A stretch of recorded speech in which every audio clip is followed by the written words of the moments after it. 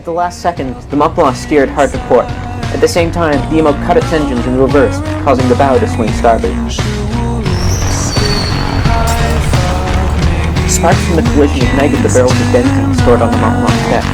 Slowly, the burning ship began to drift toward the city. She's loaded, boys! You gotta get out of here! Full explosion! Quickly, they realised it was no match for the blade.